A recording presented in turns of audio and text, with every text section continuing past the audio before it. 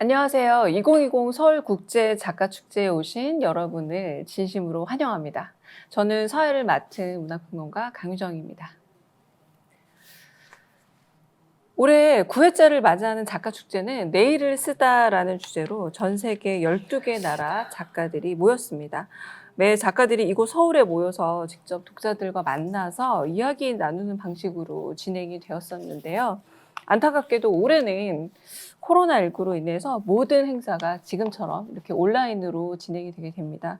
작가축제 공식 웹사이트 라이브 카테고리에서도 함께할 수 있으니 많은 응원과 참여 부탁드립니다. 이번 영상에서는 고립된 세계 고독한 글쓰기라는 이름으로 세 명의 시인과 함께 연결된 존재로서 공동체를 인식하는 일, 약한 고리를 바라보고 그것을 시에 불러오는 일에 대해서 같이 이야기하고자 합니다. 그럼 저와 함께 이야기 나눌 세 분의 시인을 소개해 드리겠습니다.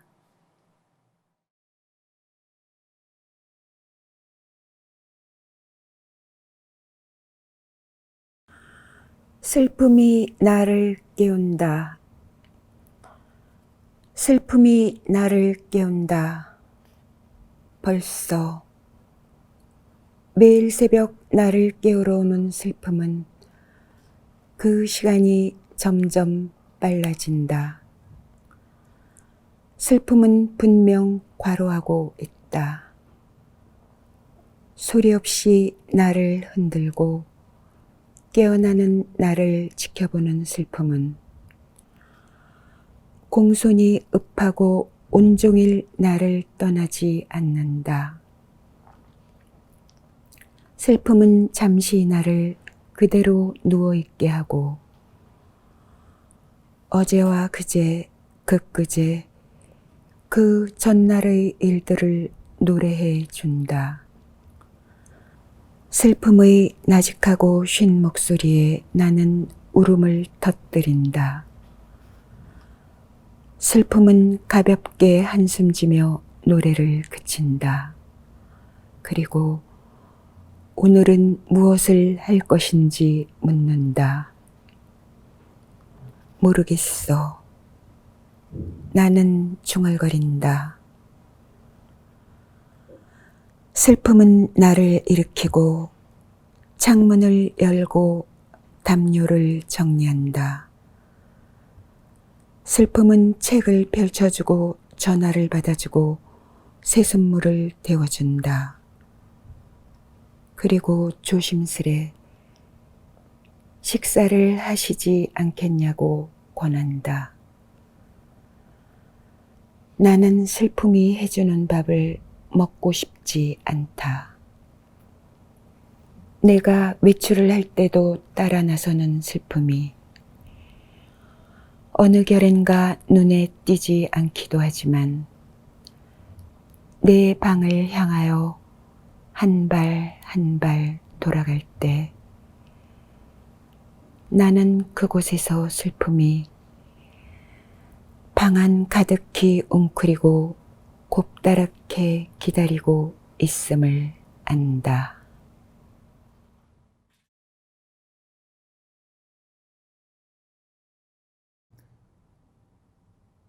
구관조 씻기기.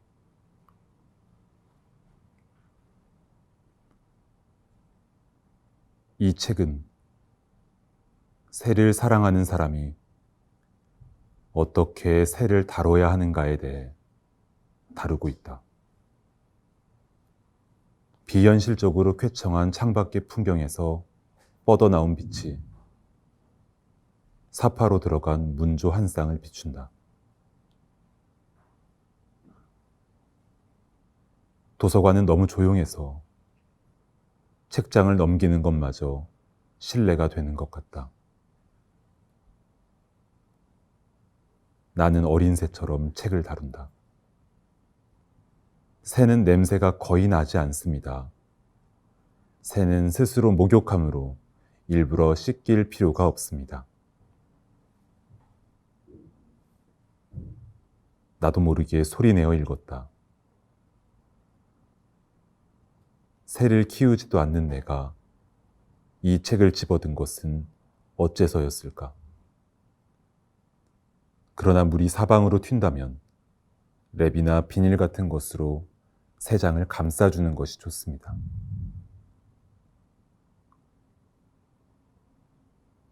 나는 긴 복도를 벗어나 거리가 젖은 것을 보았다.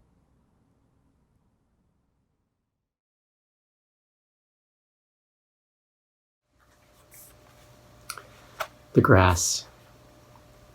Butalua, black grama grass. Red, chino side oats, blue grama grass. Hairy buffalo grass. Toboso, threon. Lansdowne, sun over sand. Tumble, windmill, witch cup, salt grass. Plains love Indian grass. Prairie cord grass. Pink pampas grass. Sprangle top green knot root, bristle, blue stem, tangle head, sakaton panicles open, golden drop seed blooms, desert winter grass. Ons twist, untwist, such syllables flicker out of grass. Nani Sa'ana, thirst, ghost dance, native spirits, active roots. Footstalks to soil as to sight, stems bend, range lands wave, sage fields sway, clouds pass over grazed grass, staked, fenced, dries, weakens, dies, fallen crowns, the grasslands, what comes to pass, ranch hand lands, livestock, livelihood, wildlife gone, displaced, migrations, impeded, scales imbalanced, the years spread, each itself hitched to everything else in the universe. Nodes hollowed, droughtland years, drops on the hard pan. Nature is endless regeneration.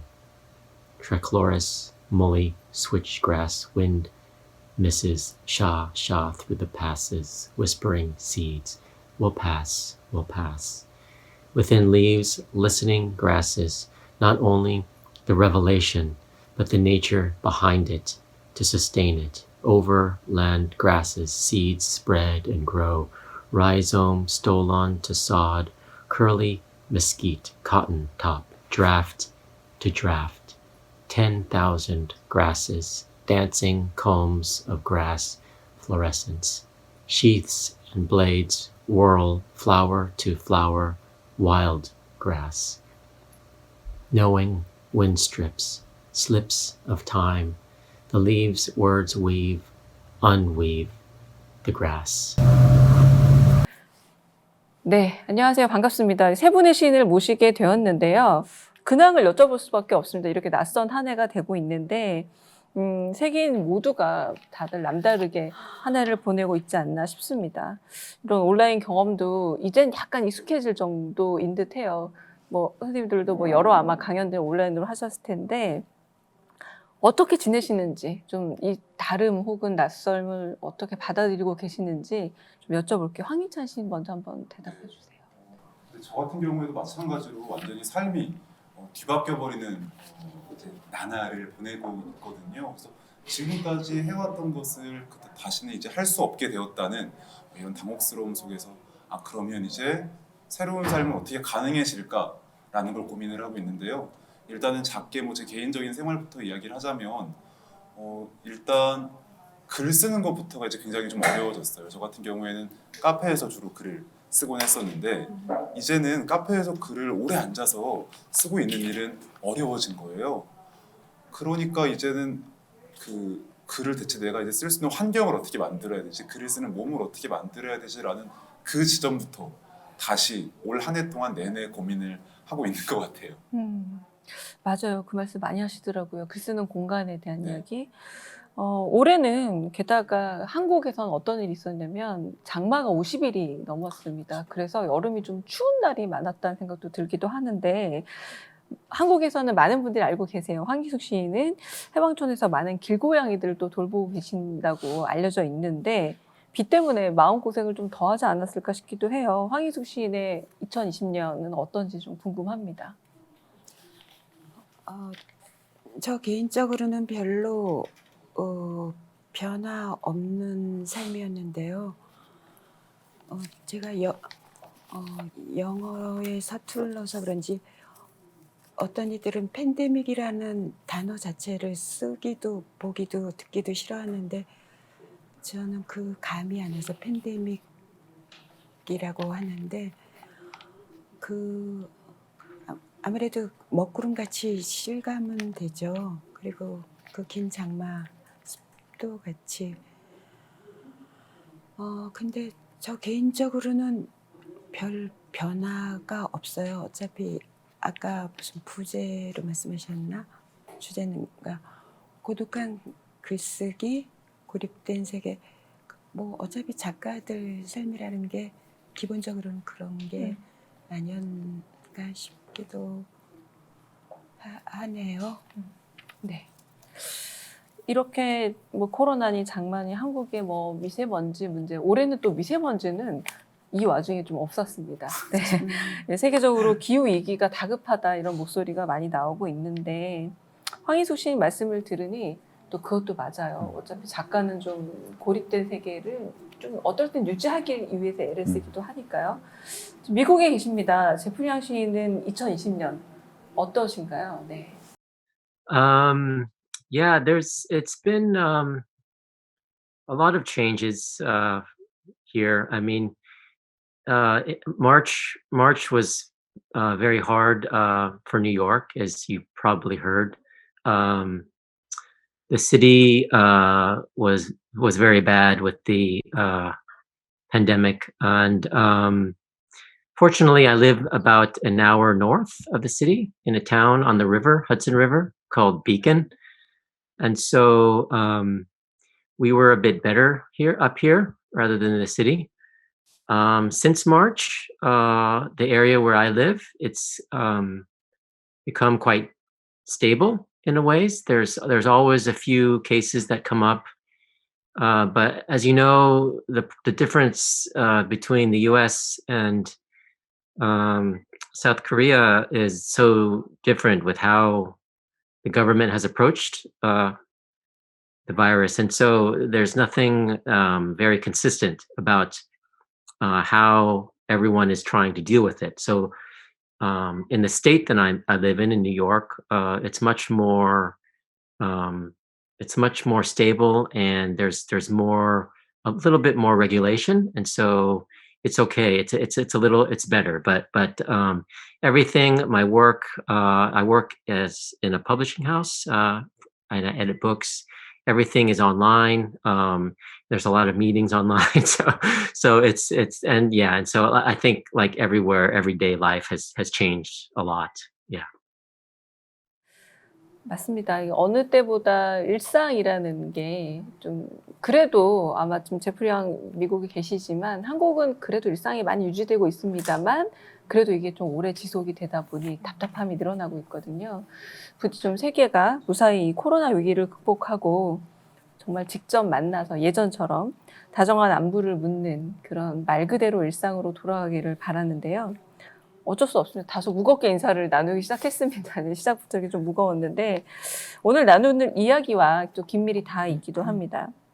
뭐 기후 위기라던가 이런 뭐 팬데믹 같은 재난 앞에서 우리는 생각보다 훨씬 더 연결되어 있는 존재라는 생각을 할 수밖에 없는데요.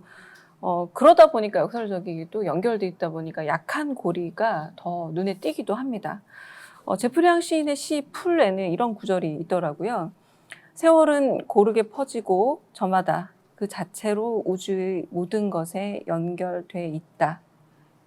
이런 말들이 지금 우리에게 정말 남다른 울림을 주는데 연결된 존재, 그 연결된 존재로 세계를 인식하는 태도가 왜 필요한지 그리고 그것이 제프리 양 그리고 시인들에게는 좀 더 특별한 의미를 갖게 되는 건지 제프리 양 시인의 의견은 좀 생각을 좀 듣고 싶습니다. Okay, thank you. Yes, well, I'll say something in connection to that poem, since that line you quoted was from the poem called "The Grass," and in that poem, the line that you quoted was actually in italic, and it comes from I think that is from John Muir, A Natural a naturalist, 19th century naturalist. And that poem, a lot of it is about the grass in the desert. And when I was there, um, seeing how much the landscape has changed in the Southwest, Texas, in the desert there over time through various reasons, but a lot of it is through human development, cattle grazing, and things. And so a lot of that poem, uh,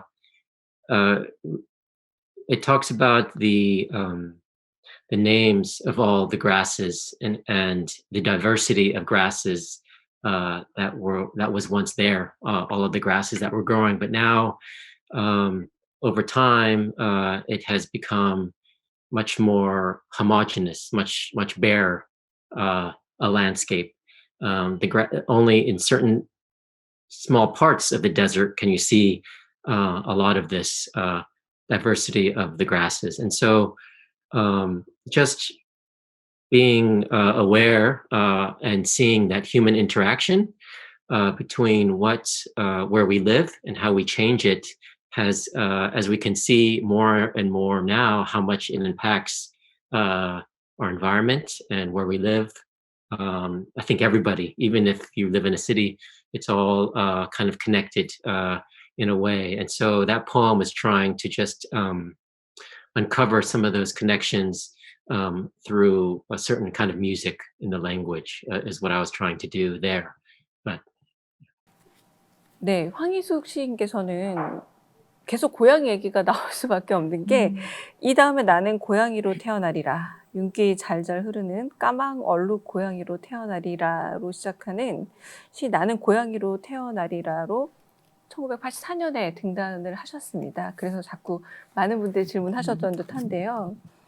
글쎄요, 황희숙 시인의 시를 읽다 보면 좀 약한 존재들, 그리고 좀 무른 존재들에 대해서 좀 예민하고 좀 다른 감각을 갖고 있다는 생각이 들기도 하는데, 좀 어떤 점에서는 이제 고양이란 존재도 그렇고, 이렇게 좀 약한 존재들 내지는 이런 야생의 존재들을 가까이 보면서 좀 고민 같은 것들을 따로 더 갖게 된 게 있는지, 그런 존재들을 보시면서 좀 사람의 사회, 인간 사회에 대해서 어떤 마음이 좀 드는지도 궁금합니다. 그건 평소 제가 누누이 너무 공기처럼 느끼고 생각하고 그러던 거라서 말로 하려니까 뭐 좀 새삼스럽긴 한데요. 제가 제 질문을 좀 놓쳐버렸지만 놓친 대로 대답을 하자면, 길고양이들한테 밥을 주다 보면 그냥 간단히로는 날씨까지도 너무, 특히 앞으로 다가올 겨울에 너무 바깥에 사는 길고양이한테 너무 가혹한 추위 그런 거예요.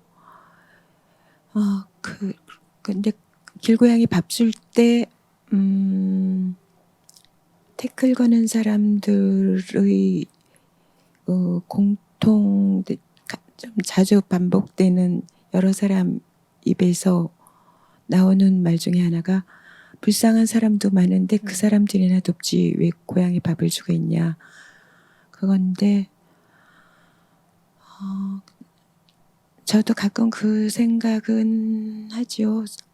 사람도 정말 너무 가엾은 사람이 많잖아라는 생각은 하는데, 그건 그거고 고양이는 고양이죠. 고양이 밥을 주다 보니까 병들었다든가 다른 고양이나 사람들한테 해코지 당하는 고양이 그리고 유기되는 고양이, 이런저런 고통, 비참 이런 거를 굉장히 시시때때로 닥치게 돼요.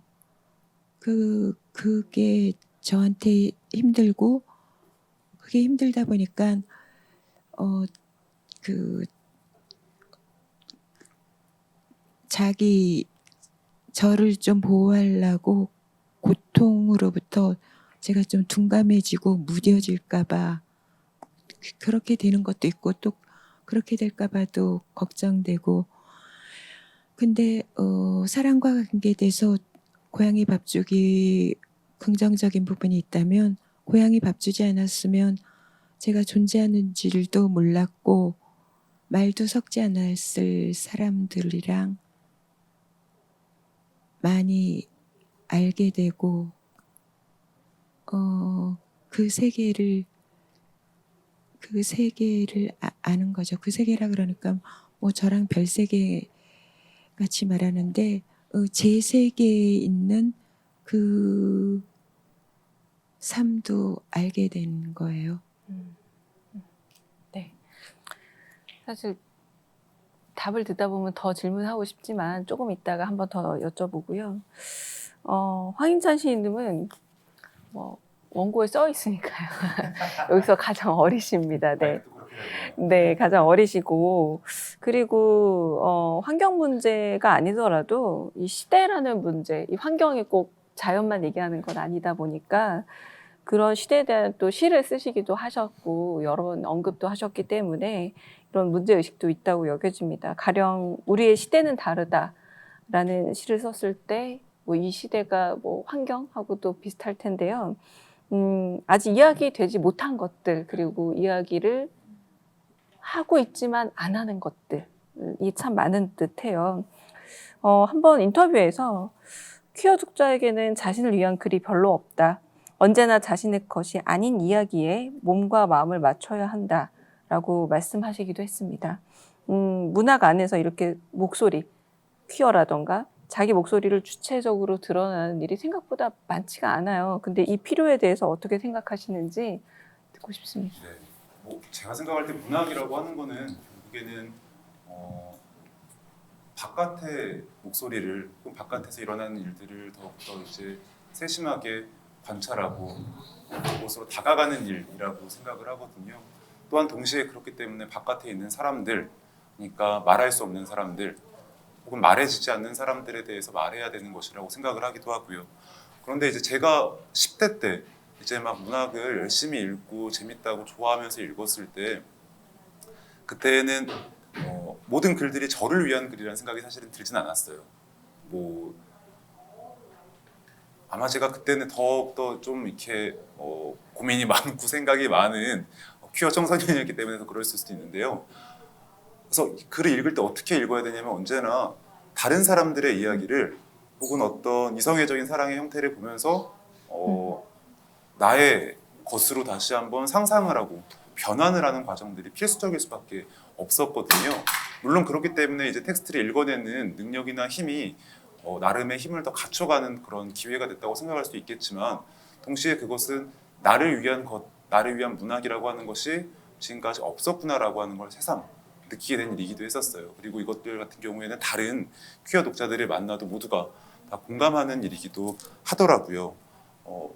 그렇다면 그 필요나 어떤 그런 것이라고 한다면 뭐 바로 그게 바로 필요가 아닐까요? 정말로 여전히 한국 문학 안에는 자신의 목소리가 반영되지 않는다고 생각하는 그런 독자들이 혹은 그런 삶이 있다고 하는 사실 자체가 문학이 조금 더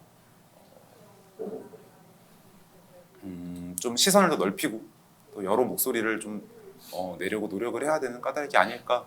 너무 일반론적이지만 뭐 그렇게 말할 수밖에 없을 것 같아요. 네, 황인찬 씨 말씀 들으니까 어린 시절 독서 자체가 공감의 독서의 훈련이었다는 생각이 드네요. 근데 되게 일반 독자들은 오히려 훈련을 게을리할 수 있겠다라는 생각도 들어요. 되게 쉽게 공감되는 이야기들이 많아서. 이어서 이 마음들, 그러니까 시인들의 시 쓰는 마음에 대해서 조금 더 들여다봐야 될 듯합니다. 제프리 양 시인의 시를 보면 시인이 음악과 미술 등 좀 다양한 예술로부터 영향을 받는 듯해요. 특히 이제 시 제목에도 직접 등장하고 있는데 바흐의 뭐 지선상의 아리아가 시에 직접 등장하기도 합니다. 이렇게 다양한 다른 장르의 예술 작품이 좀 시에 어떤 영감을 주는 걸까요, 제프리? Um, yeah, I think poetry. Poetry is the art of language, right? And so language is central, I think, to all the arts, even visual arts. There's a language there, and so I feel like there's already these connections, and historically, going back in all cultures and histories, you see these connections. So even say in Chinese classical culture, you have you have the poem, you have the calligraphy, and you have the music, and so there was these things that I think have always been connected and still are, and I think and I think these arts all feed into each other, and anything that can feed into a poem as even inspiration or content or something, I think I'm drawn to and is powerful to kind of follow. And so I know again that's a very general question, but I think those connections are there in poetry and the other arts. Yeah. 방금 말씀 들었더니 결국 이제 시인으로 산다는 것, 그리고 여러 작품들은 아마 제프리 양도 마찬가지지만 많은 분들이 이렇게 좀 자극도 받고 그 환기도 되고 그런 부분이 분명 있는 듯합니다. 황인찬 시인은 올해 등단 10주년이시네요. 그러지 말고 이제 선생님도 계시는데 꼴랑 10년 가지고 그렇게 아 근데 그 말씀하시죠. 10이 좀 특별하잖아요. 왜 네. 이렇게 네 10이라는 숫자가 그러지. 맞습니다. 결코 짧지 않은 시간이에요. 그 네, 부끄럽습니다. 저는 그 시인뿐만 아니라 모든 문인들이 생각보다 10년 생존이 쉽지 않다라는 생각을 늘 하고 있어요. 어떤 예술 분야든 간에 앞으로 여전히 어떻게 해야 할지 모르는 채 당혹스러워하면서 시 쓰기를 하고 있겠구나라는 생각을 한다라는 그 말씀도 네. 하셨습니다. 시 쓰기의 당혹스러움 좀 더해졌나요? 아니면 좀 덜해졌나요? 근데 저는 그래서 사실 이렇게 뭐 황인수 선생님이나 어쨌든 다른 이제 시를 오래 써오신 선생님들을 보면 항상 깜짝 놀라게 되는 것 같아요. 대체 어떻게 그 시간을 버텼지라는 생각을 하게 되는 거예요. 왜냐면 저는 쓰면 쓸수록 그리고 생각하면 생각할수록 시라고 하는 것 자체가 더 어려워지고 더 멀어지는 것처럼 느껴지더라고요. 아마 그거는 제가 지금까지 썼던 시들 자체를 좀 더 불만스럽게 생각하고 있기 때문일 수도 있을 것도 같고요. 혹은 조금 더 나은 곳으로 혹은 나은 형태로 나아가야 한다는 생각들을 계속 하기 때문일 수도 있을 것 같은데요. 그래서 그 질문하신 내용에 답을 하자면 나를 더해갈수록 나를 더해갈수록 정말로 이제 미궁에 빠져가는 느낌이다라고 말씀을 드릴 수밖에 없을 것 같네요. 다들 마찬가지 아닐까 싶은데 박연준 시인이 한 팟캐스트에서 황인숙 시인에 대해 말씀하셨어요. 슬픔을 가장 잘 아는 시인이다라고 평가를 하고 저는 굉장히 상찬이라고 생각을 하는데 1990년에 발표한 시집의 표제작이죠. 슬픔이 나를 깨운다에 들어있는 슬픔에 대한 감각. 저도 이 시를 읽다가 제가 얼핏 기억나는 구절이 뭐냐면 이렇게 읽다가 나는 슬픔이 해준 밥을 먹진 않겠다. 이런 구절 있죠, 선생님. 슬픔이 해주는 밥을 먹고 싶지 않다. 먹고 싶지 않다. 그 구절에 제가 약간 주먹을 불끈 쥐었던 기억이 있어요.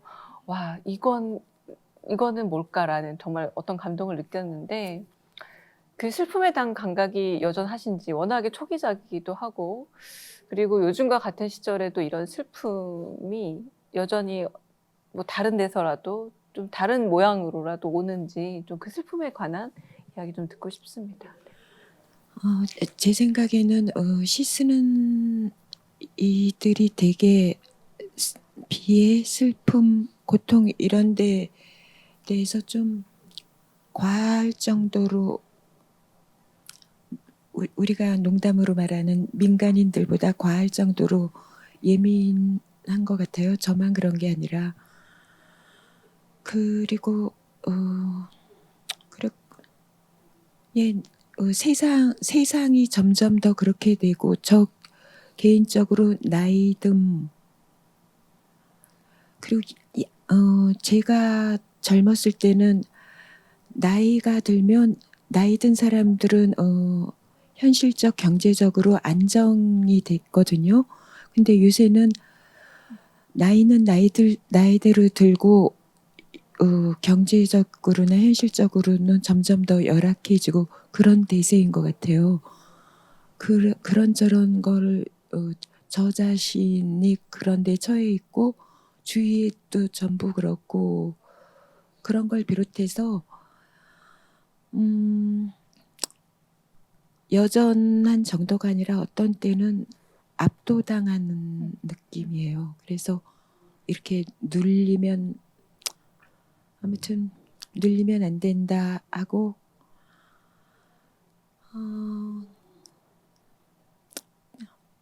피할 수 없으면 즐기려고는 하는데 그나마 우리한테는 시가 있으니까 그걸 시 쪽으로라도 풀 수 있잖아요. 근데 예컨대 시 이런 게 없는 많은 사람들은 어떻게 견디나 싶어요. 네, 그러니까 풀길 없는 슬픔도 있는 듯하네요. 네, 잘 모르는 느껴지는. 네, 제프리 양 시인은 시 편집자로도 활동하고 계십니다. 네, 김혜순 시인의 죽음의 자서전의 미국판을 편집하기도 하셨는데요. 또한 여러 작가 작품들을 번역을 또 하기도 합니다. 그러니까 시인, 편집자, 번역가 좀 다양한 정체성을 가지고 살아가시는데 어떻게 좀 균형을 잡으시는지 그리고 이 다양한 정체성이 즐거우신지 좀 궁금합니다. Yeah, I feel very fortunate to be able to do all these things. I never thought I would. I mean, when I was younger, I never particularly expected that I would be writing. I As a college student, I was involved more in the sciences, and then later on in my university years, I started to do more writing and literature. Um, but editing, working at the publishing house, I find it all again connects with each other, and the commonality is language, and I feel very lucky to be able to work on books and with translators, with an author like Kim Hai-soon and many others. We publish a lot of works in translation, a lot of literature in translation, as well as also in English. And so I'm able to work on that. And then as far as translating, I first started to translate classical Chinese poetry to try and get to know the poems better. I think there's nothing like translation to really make you more aware of everything, or as much as you can, of what's going on inside a poem as you're bringing it into another language. And so that's how I first started to translate in a and then yeah, and then it just ended up I just keep doing it. So it's a lot of juggling sometimes, but I feel very lucky to be able to work, in this world of books as well, and reading. Yeah. 음, 네. 이제 작품으로 조금 더 들어가 보겠습니다. 제프리앙 시인이 항상 시가 무엇을 할 수 있는지 알아내려고 노력하고 있다. 그것이 나를 계속 흥미롭게 한다라고 말한 적이 있습니다. 이는 시의 구조에 대한 관심이기도 한데요. 시인은 한 시의 시각적 특성을 시에 변주하기를 즐긴다라고 밝힌 적도 있습니다. 실제로 시를 보면 굉장히 입체적으로 보이기도 하더라고요. 앞서 잠깐 말씀하신 풀과 같은 작품을 보면 그런 시도를 볼 수도 있는데 시에서 이미지를 구현하는 일, 재현하는 일이 시인에게 어떤 의미를 갖는지 그리고 이런 작업을 하면서 발견하는 시의 새로운 가능성은 어떤 것이 좀 있을지 좀 말씀해 주시기 바랍니다. Um, huh. The last part of the question will be hard for me to answer because I'm still not sure what it's capable really of achieving. I try. I mean, I think as we know, image is so central to poetry. Um, and so what I try to do is um, kind of combine this this thought of an image with also sound, the sound of words and the sound of a line and the sound of language. And sometimes, not always, I mean, visually, the visual aspect of the poem is always important to me and how the lines are broken or how it lays out on the page. But sometimes, like you noted, the visual aspect becomes even more important. And so there's some of that in the grass and there's a poem there's another poem I wrote called Elegy for Ling, and it takes this one Chinese character Ling, which is means soul or spirit, and, and it breaks down the components of what that word is made out of, because Chinese being a very visual language too, when you look at a word like Ling, you have the character for rain, and then you have three mouths in the middle, and then you have at the bottom um, uh, the word that means shaman. It's an old, very old word, and it's one, yeah, and so that it connects. In the poem in different ways, and it kind of has this breaking down of a language and image, and it's connected to someone I knew as well, and so named Ling, and so all of these meanings and music of the word happened to resonate with this one image coming out of Chinese character, and so that's I can only talk about that easier for me in a very specific way, a concrete way, like that with that image. And so I feel like images work in many different ways in poetry, and I think we, as poets, we're all trying to try and kind of like use that as best as we can now. 네, 이 멋진 시가 정말 눈으로 봐야 더 멋질 듯한데 하루빨리 좀 국내에도 번역이 되어서 많은 독자분들과 함께 감상할 수 있으면 합니다. 황인찬 시인은 일상에서 듣는 말에서 영감을 많이 얻는다고 해요. 저는 황인찬 시인의 시에서 이 냄새나는 일상어가 어떻게 달라지는가 보고 굉장히 그 짜릿함을 맛보기도 했는데, 지나가다 들은 말, 친구들의 어떤 농담, SNS 하면서 마음에 걸렸던 말들 오랫동안 생각한 다음 시로 풀어낸다고 하시는데, 좀 지금 젊은 독자들이 많이 궁금해 하실 듯도 한데, 네네. 어떤 과정을 통해서 좀 시가 되는지, 그리고 좀 특정한 작품을 예로 들어서 설명해 주셔서 좋을 것 같고요. 쉽게 읽히되 들키지 않는 시라는 표현 하셨거든요. 정말 네네. 좀 매력적인 발언인데, 좀 여러 가지 그런 얘기를 좀 해주시면 어떨까요? 네. 저한테 시라고 하는 거는 어쨌든 그러니까 저한테 있어서 좋은 시 혹은 재미있는 시라는 게 뭘까 이런 걸 생각을 해보면 결국에는 끊임없이 생각을 새롭게 만들어내는, 그러니까 생각을 새롭게 하는 것들이 저한테는 좋은 시들이더라고요. 아무리 아름답다고 하더라도, 그것이 아무리 감동적이라고 하더라도 생각이 새로워지지 않으면 저한테는 그렇게 썩 매력적이진 않아요. 그런 시들이. 아마 그런 맥락이 아닐까 싶어요. 그러니까 일상적으로 들었던 말들 같은 경우에도 어느 순간, 사실 일상어라고 하는 것은 거의 뜻이 고정되어 있잖아요. 고정된 그 언어가 어느 순간 저한테서 다르게 느껴질 때가 있어요. 그러면 그것들이 좀 마음에 남는 편이고요. 그 마음에 남는 것들을 이제 시로 풀어내는 경우가 많지요. 그래서 사실 방금 말씀하셨던 그 냄새라는 단어가 들어간 시 같은 경우에 아마 그 저희 여기 아마 이 프로그램에도 번역이 아마 돼 있었을 거예요. 아닌가? 번역돼 있을 거예요. 네.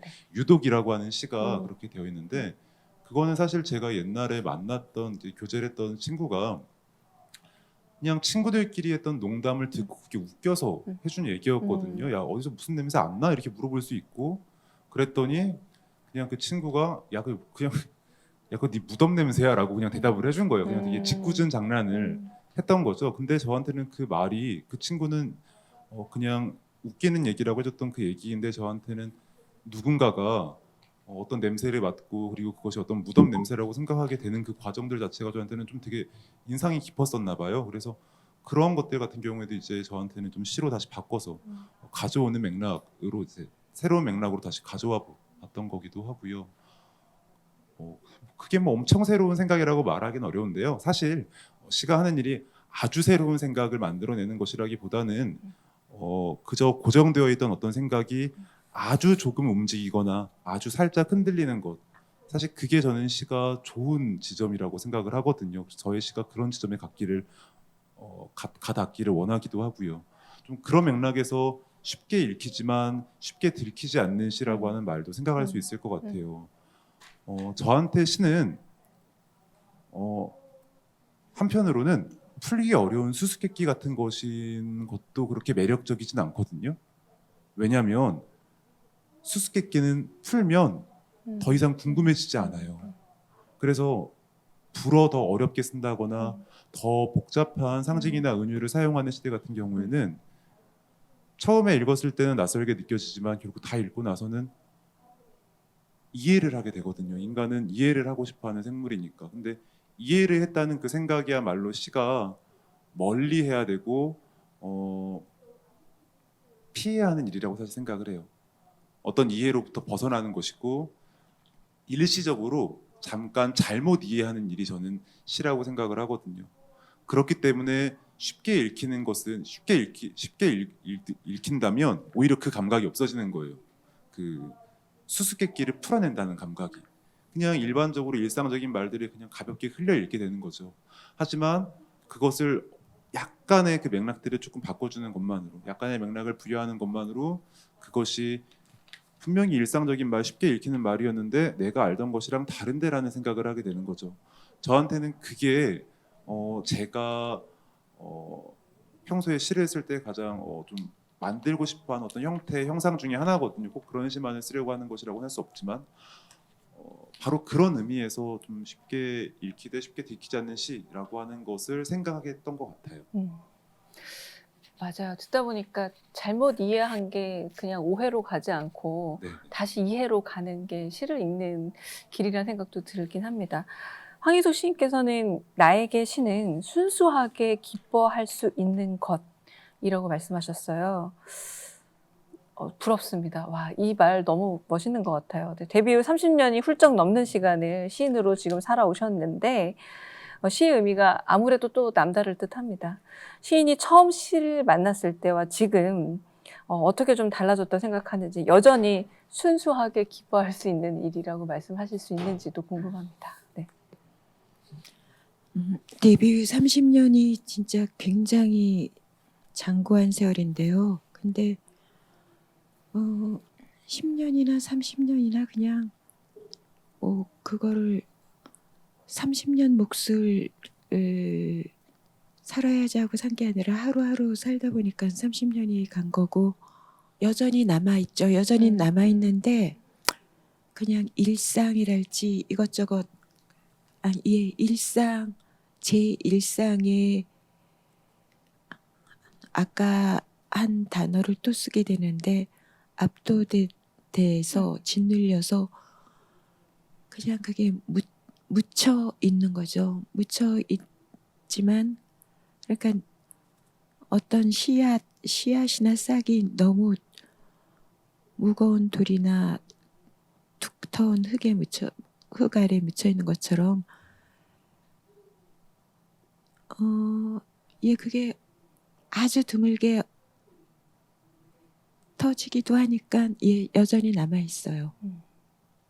선생님 시 중에 그 직선에 대한 사유, 꼿꼿함에 대해서 최근에 이게 좀 허리를 꼿꼿하게 세운다는 표현이라던가, 그리고 나이를 되게 늘 나이 들게 살아왔는데 이제는 그 표현이 변화가 느껴지면서 저는 굉장히 와닿더라고요. 그 표현들이.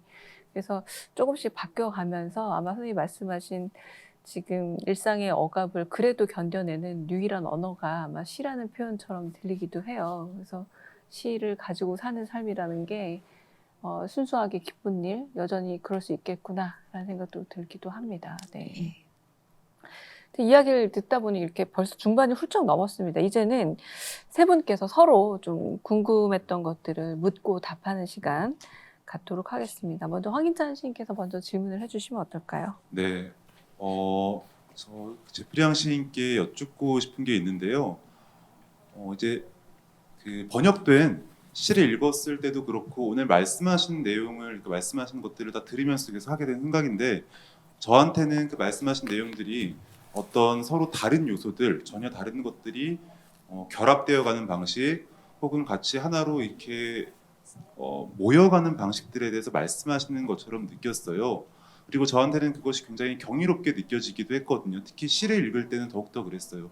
시에서는 이제 뭐 자연물과 뭐 인간 그리고 뭐 이제 그 뭐 알파벳과 이제 한자 뭐 그런 것들이 다 제각기로 막 흩어져 있는데 그것들이 한편으로는 굉장히 당연하다는 듯이 자연스럽게 붙어 있는 거예요. 그리고 저는 그게 아주 인상적이었거든요.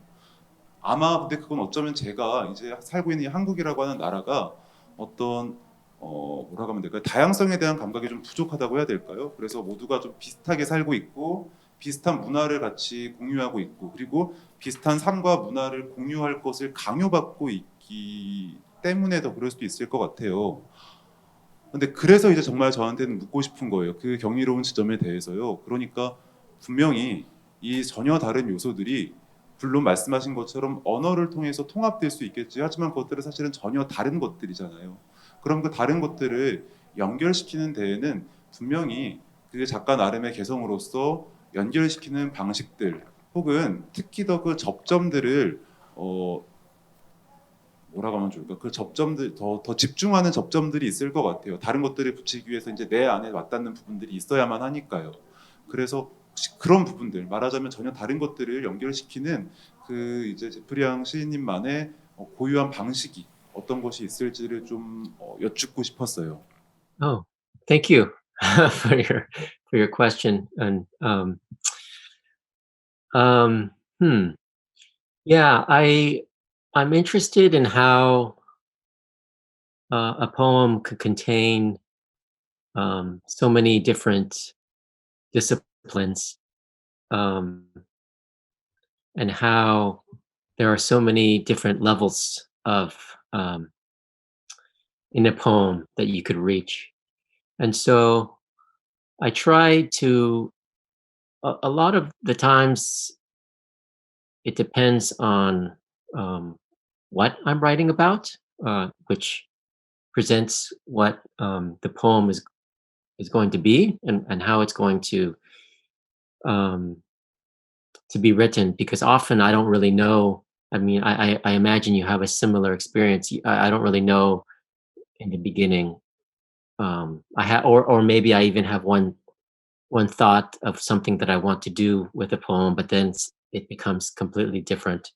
And so um, for instance, like in there's a poem Kelp that comes from a book that I the first book that I published was called Aquarium, an aquarium, and it has many different animals and marine animals and other things, cultural figures, and so I really am interested in how to connect, um, how to reach, you know, whether it's history or anthropology or or all of these things that are trying to come into a poem that's already there. And in this instance, it was say a simple thing like a dolphin, and how a dolphin can bring all of these levels of meaning in a poem um, because of our the human element of our interaction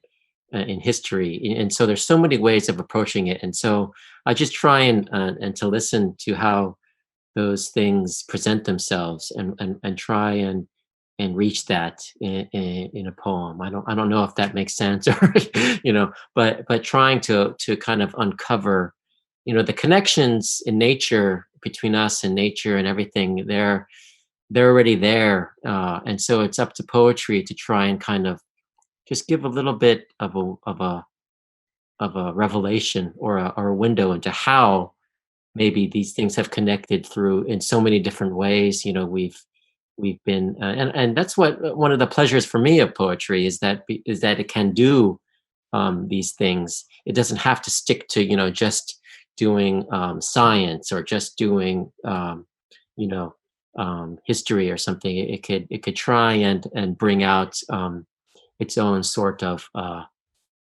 music with the content. 네. 제프리는 누구에게 질문을 하시겠어요? 네. 어떤 질문 하시겠어요? Oh, sure. Yeah, I am. I mean, I would like to ask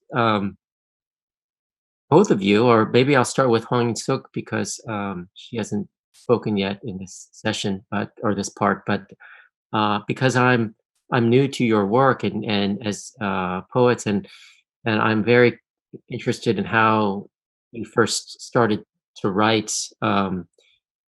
poetry specifically, and also how that I mean, you were talking a lot about caring for these cats, which to me is so moving, and so I'm wondering how that first started as well. I'm just yeah. 글쎄, 무슨 베스트셀러 제목 같기는 하지만 시가 내게로 왔다라고나 할까. 그 10대 시절에 쓴 그 문학소녀의 그런 시 말고 시라고 할 만한 시를 처음 쓴 게 20살 때였는데요. 제일 처음에 쓴 게 그 잠자는 숲이라는 시였어요. 그때 제가 경기도 어디에 친구네 집에 좀 묵을 때였는데 나중에 알고 보니까 은사시나무 숲이라는 게 그냥 그저 흔한 잡목잎 그런 거였는데 서울에서만 사는 제 눈에는 뭔가 굉장히 낭만적인 느낌이 들고 그랬어요. 근데 그때 모든 게 뭐 이렇게까지 오래 살 줄도 몰랐고 그냥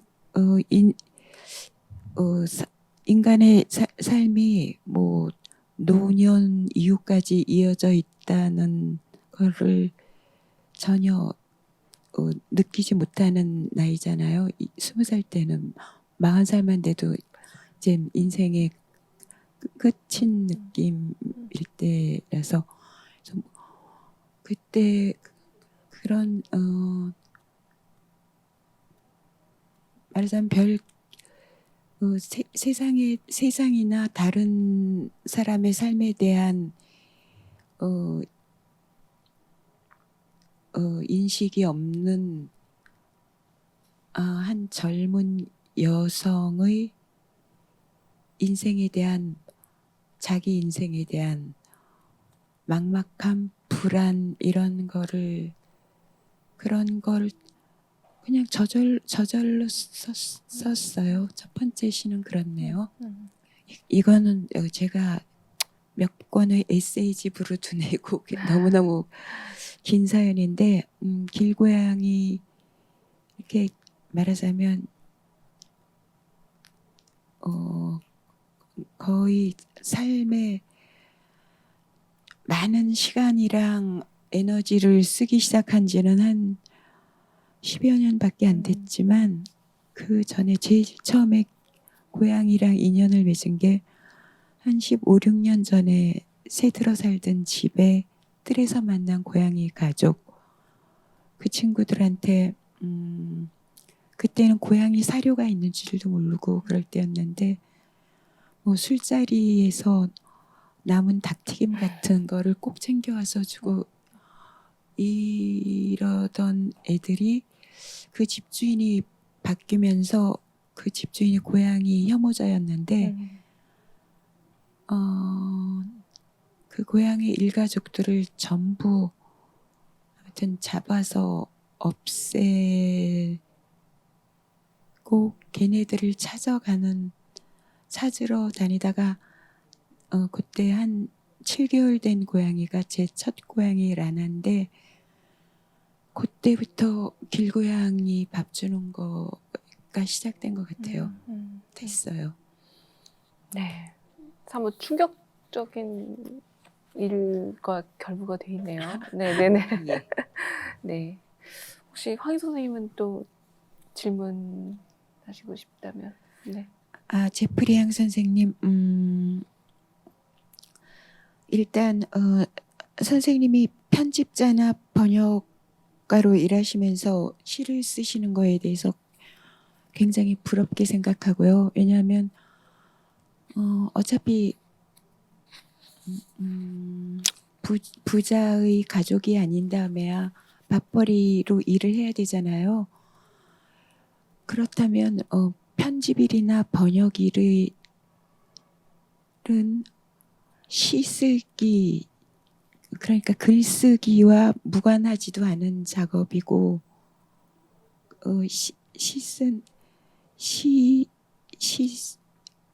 그걸 뭐라 그러지? 시 쓰는 그 방법론, 거기에 편집이랑 번역의 그 기능도 그 방법론에 들어있지 않나? 아무튼 그러니까 내용으로나 형식으로나 시 쓰기에 좋은 능력을 가지셔서 부럽다는 생각을 했어요. 아까 선생님이 사회자가 질문한 그 시인, 편집자, 번역가의 정체성을 어떻게 균형 잡으며 지내는가에 대한 질문에 대해서 답변하셨을 때 만족하고 있다라는 말에 저도 고개를 끄덕였는데 옆에 황희찬 씨도 막 고개를 끄덕이더라고요. 그걸로 미뤄 황인찬 씨도 저랑 동감이구나 하고 생각했는데 제 질문은 지금 2020년 이 팬데믹 시대에 선생님 씨는 자연이랑 좀 밀접한 시인 것 같은데 자연에 대한 갈증이랄지 자연을 어떻게 취하시는지요? Through memory. No, I think, thank you for your comments, but I think it's well, I think there's a couple questions you were asking. One with my work, it's I do feel fortunate even to be working. As you say, there's many people who have lost their jobs during this time, and it's very hard. Um, but it's also trying, needing to find, of course, the time to write as well. And so I try to balance my time um, in the morning, or writing and then editing, and I'm not always translating and not always writing. So things always are being juggled in that sense.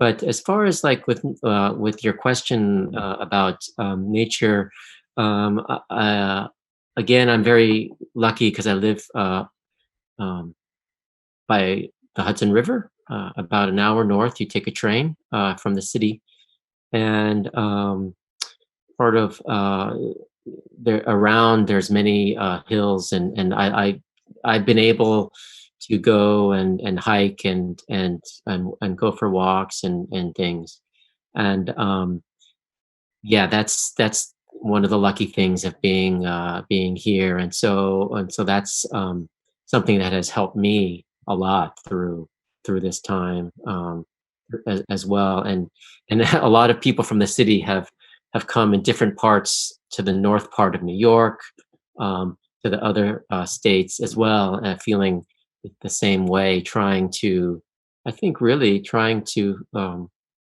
feel that connection with nature, and being able to go outside and not wear a mask and breathe and So yeah, and so that's how I've been dealing with it. 네. 이게 한마디 한마디 듣다 보니까 그러니까 각각의 세계를 접촉한다는 생각이 들기도 합니다. 네, 기존 방식대로라면 이제 독자들 질문을 받아야 될 차례인데요. 올해는 현장에서 좀 질문을 받고 대화 나누는 시간 대신에 좀 허전함을 조금이라도 해소하고자 사전에 독자님들에게 좀 질문을 받았습니다. 독자님들이 어떤 질문을 보내주셨는지 영상을 통해 좀 살펴보겠습니다. Hola, me llamo Irma Sianyahil Yáñez, soy traductora literaria del coreano al español. Quisiera comentar sobre Sulpuminar el Keunda, porque es un poema que al leerlo me conmovió hasta las lágrimas. Me parece que de forma muy acertada retrata esa tristeza casi permanente que de una forma u otra está presente en todos y con la que a nuestro pesar debemos aprender a convivir. A veces se piensa que la tristeza es un estado pasajero que debemos superar para seguir viviendo, pero en este poema se nos presenta como una compañera que incluso te anima para vivir el día a día. A este respecto, lo que quisiera preguntarle es, ¿qué papel juegan en la creación poética este tipo de sentimientos negativos como la tristeza, la soledad, la ansiedad, la incertidumbre? Y también, para crear, ¿se deja usted acompañar por ellos o escribir es una forma de superarlos? Gracias. 뒷부분부터 대답을 하자면 쓰면 아무래도 더 극복이 되지요. 엄살을 부리는 것도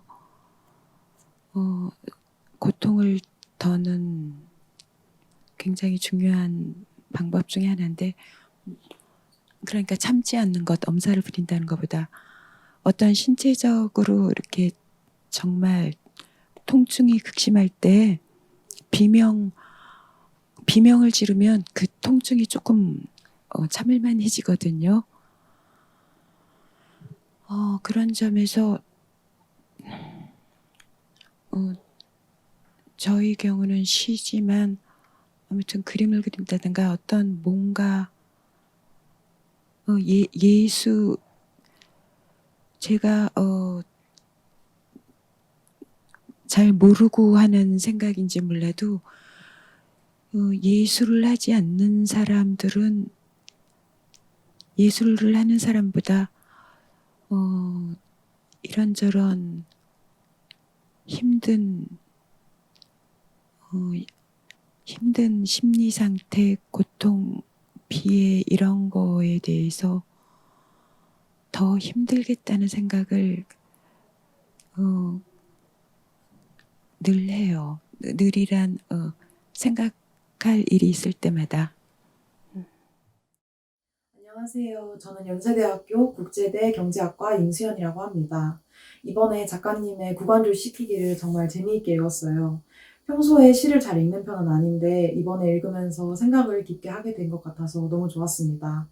책을 읽으면서 몇 가지 질문이 생각이 났는데 괜찮으시면 답변 부탁드립니다. 첫 번째로 구관줄 씻기기와 식생에서 보일 수 있듯이 새라는 비유 혹은 주제를 자주 사용하시는 것 같은데 혹시 새에 대해서 특별한 감정이나 사연이 있으신지 궁금합니다. 연세대학교 임수현 학생이 질문해 주셨는데요.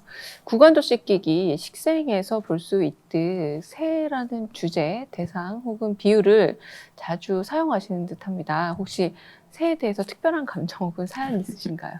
네. 네.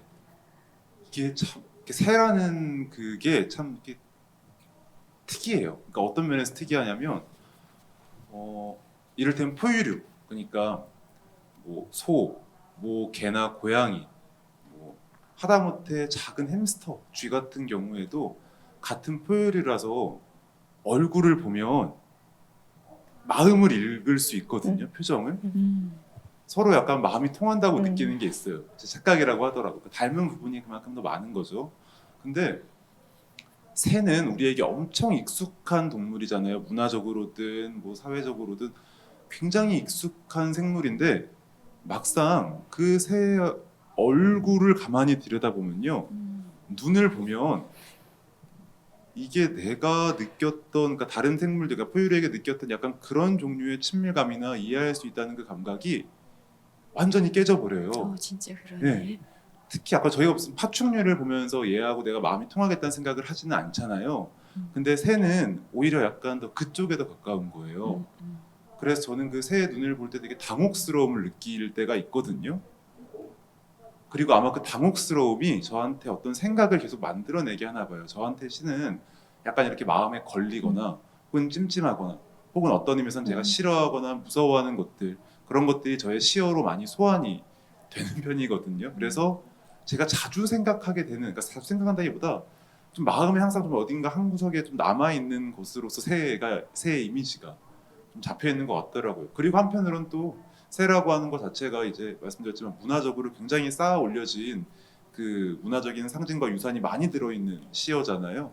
그래서 바로 그런 여러 가지 면모들이 이제 시에서 제가 새를 자주 사용하게 되는 까닭이 아닐까 싶어요. 약간 뭐 새를 무서워하는 건 아닌데 새를 보면 어쨌든 낯선 느낌을 되게 강하게 갖게 되는 거예요. 제가 왜 계속 웃었냐면 제가 새 공포증이 있거든요. 아, 그래서 비둘기가 있으면 저는 못 지나가요.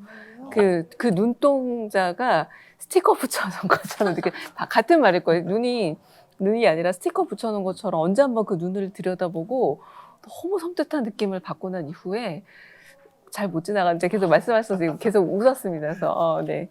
제가 시를 썼으면 좀 덜 공포스러웠을까 싶기도 하고. 네, 질문이 하나 더 있습니다.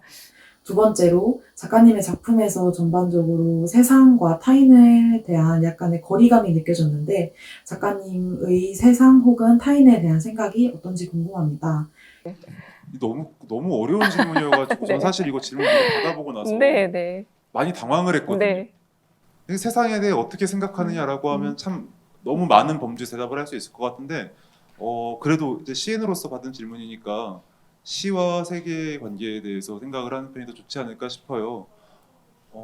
시는 저한테 있어서 시라고 하는 것은 이 세계를 그리고 싶어하는 것, 혹은 이제 이 세계에 대한 재현으로서 이제 항상 그 세계에 대한 재현의 욕망이 가득한 물건이면서 동시에 사실은 어떤 근본적인 지점에서는 시라고 하는 건 어떤 의미에서는 세계 자체에 대해서 관심이 없는 양식이기도 한 거예요.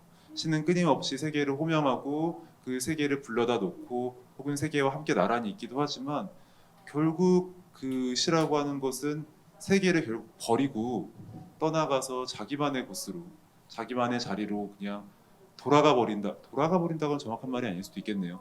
그냥 자기만의 자리를 그냥 잡아버리거든요. 그런 의미에서는 사실은 세계로부터 멀어지는 일이기도 한 것이지요. 아마 제 시에서 어떤 거리감을 읽어냈다면 어쩌면 그게 제가 시에 대해 생각하는 그런 생각들이 반영된 게 아닐까 싶어요. 세계와 함께하는 것이지만 동시에 근본적으로 세계와는 철저히 분리된 것으로서요. 너무 어려운 질문이라 약간 이렇게 좀 아니요, 너무 크게 대답할 수밖에 없는 것 같네요. 네, 무척 매력적인 답변이었던 합니다. 네. 네, 다음은 제피량 작가에게 온 질문 함께 들어보시겠습니다. Good day, Mr. Yang. My name is Jungkook Kang, and I am honored to record this question for you as a representative of our English creative writing class from Sogang University. I had a great time reading your poems, and I was wondering if you would mind answering one question I had. As a reader who spent my entire life in your cities, I was intrigued to see such careful observation of nature demonstrated in many of your works, especially grass and cave. It seemed that your poems concerned themselves with subtle coexistences. Themes, images, format, languages, sentiments were all intermingled in a fashion that is barely intrusive. Instead, they evoked implicit connections between observation, idea, and the thing itself. Thus, the question, beyond inspiring beautiful poems, what do you think nature can teach us? I'll be looking forward to your answer. Thank you. Wow. That is a very big question. Well, I think it's also an important question because of I mean, right now, what's going on in the world and with nature is it can only be described as a sadness, right? I mean, what we're seeing with how we've treated nature and how where in this country there's been wildfires throughout California, like unprecedented in history, all caused by the changing climate, of course. And then we have a lot of different man-made disasters that come out of industry and things. So what does nature teach us? I mean, I think we have to listen more to how things are so balanced in nature in order to be able to survive, really, and together. I think one of the things that poetry gives us, or a poem gives us, is a kind of silence in nature as well. I don't really distinguish the city really as opposite to nature. I think what we create and cities are also part of nature and our nature as well. And so all of these things, I think, yeah, I mean, I think it could teach. I think it teaches us everything. You look at even what people are doing in technology and research. All of their advances come from trying to imitate nature. Whether it's through computer chips or anything. So I think trying to find ways of preserving and conserving and taking care of what's so much everything that nature has given us is very important to try and pursue right now. Yeah. 네, 오늘 듣다 보니까 저한테는 결국은 두 개의 언어, 두 개의 세계를 유지하는 균형처럼 느껴져요. 제프리 양 얘기는 현대적인 삶과 자연의 두 개의 세계를 어떻게 유지하고 사느냐의 문제. 황희 선생님 말씀 듣다 보니까 이를테면 나를 억압하는 어떤 힘들을 다른 언어로 어떻게 옮겨가는가. 그리고 황희 선생님 말씀 듣다 보니까 결국은 세계를 취하지만 내 세계를 갖는 것. 결국 두 개 정도 언어를 갖고 살아야 되나 보다라는 생각이 들고 저한테 정말 소중하고 의미 있는 자극을 받는 시간이었던 듯 합니다. 멋진 말씀 들려주셔서 정말 감사하고요. 이런 자리에 함께 있어서 저도 매우 감사하고 뜻깊습니다. 어떠셨나요, 오늘 좀? 네. 사실 약간 이런 식으로 이제 이렇게 독자들과 만나고 다른 작가분들하고 만나는 일이 저한테는 처음 있는 일이거든요. 그래서 참 이 모든 게 되게 낯설고 어색하기는 한데요. 그렇다고 하더라도 사실 우리가 이런 어려움 속에서 지금 지내고 있는데, 코로나 관련해서 이런 어려움 속에서 지내고 있는데, 그럼에도 불구하고 우리가 끊임없이 서로 만나려고 하고 그리고 계속 이야기하려고 하는 것은 굉장히 의미 있는 일, 그리고 이거 대화하는 일을 포기하지 않는 일이 아주 소중한 일이라고 생각을 해요. 그런 의미에서는 저한테는 되게 뜻깊은 자리였다고 생각을 하고요. 또 한편으로는 이런 자리를 끝끝내 대화를 하기 위해서 많은 분들이 지금 되게 애를 써주시고 계시잖아요. 그 자체가 저는 아주 감사한 일이라고 생각했습니다. 황희숙 씨님께서 어떠셨어요? 황인찬 씨가 말씀을 잘해주셔서 저도 거기 전부 동감이고요. 거기 또 소소한 얘기 감상을 추가하자면 저희가 이 지금 촬영을 하기 때문에 이런저런 아무튼 귀에 뭐 이걸 뭐라 그러죠? 인이어. 네. 예, 인이어도 꽂고 이러잖아요. 그러니까 계속 사람들 목소리가 들리는데 아무래도 카메라에 잡히는 제가 생각에 잠긴 표정이겠다. 왜냐하면 이 소리에 귀 기울이느라고. 그래서 꼭 무슨 내가 내면의 목소리를 듣는 표정이겠는데 했는데 내면의 목소리라는 게 들렸으면 얼마나 좋을까. 혼잣말만 하지, 무의미한 혼잣말만 하지 뭘 깊이 생각해서 내면의 목소리라는 걸 들은 적이 없네 하는 생각을 그냥 소소하게 했어요. 이 방송을 하면서. 네. 사실 이렇게 뭔가 소리를 들으면서 얘기를 하는 일이 일상에서는 전혀 없는 일이니까요. 네. 아마 가장 어색하신 분 제프리 양 선생님이 아닐까 싶습니다. 저희 그래도 이렇게 조금이나마 가까이 있지만 멀리 계셨어요. 멀리 계신 데다가 모니터를 통해서 저를 보고 계신데 어떠셨나요? 저 마지막 소감 한번 들어보겠습니다. Oh, yes. No, I agree. Very grateful to be a part of it. I mean, I think obviously I only wish I could be there in person too. It's strange to see my own face on the screen while the screen faces me, and then so there is that kind of uneasiness almost of being there. But I'm also to be able to connect with these poets and with you and everything that the festival was able to organize, and with the questions coming in from other people who are still wanting to be engaged. I mean, I think it's very encouraging to me, and to be able to hear these things, and it has me also thinking more about certain things, because right now I think everyone is so overwhelmed and distracted, and it's very hard to even focus on what we want to do. And so it's nice to be able to share these thoughts, and to see how everyone is dealing with it and thinking about these things. 네, 오늘 이 시간은 시인들과 함께 시 쓰는 일의 어려움, 그리고 시의 가능성, 고립되지 않고 연결되고자 끊임없이 고민하고 노력하는 시인들의 멋진 삶의 태도까지 엿보고 들을 수 있었던 소중한 시간이었던 듯합니다. 오래 기억에 남을 듯한데요. 다시 한번 함께 해주셔서 감사합니다. 네, 제프리한테도 감사합니다. 네. 네, 이로써 2020 서울국제작가축제 작가들의 수다, 고립된 세계 고독한 글쓰기 세션을 마치도록 하겠습니다. 올해 축제는 11월 8일 일요일까지 온라인으로 진행이 됩니다. 앞으로 남은 프로그램도 많은 시청과 참여 부탁드립니다. 내년에는 꼭 여러분과 얼굴을 마주하고 다정하게 손도 잡고 호흡할 수 있기를 바라면서 인사드리겠습니다. 저는 평론가 강유정이었습니다. 시청해주신 여러분 감사합니다.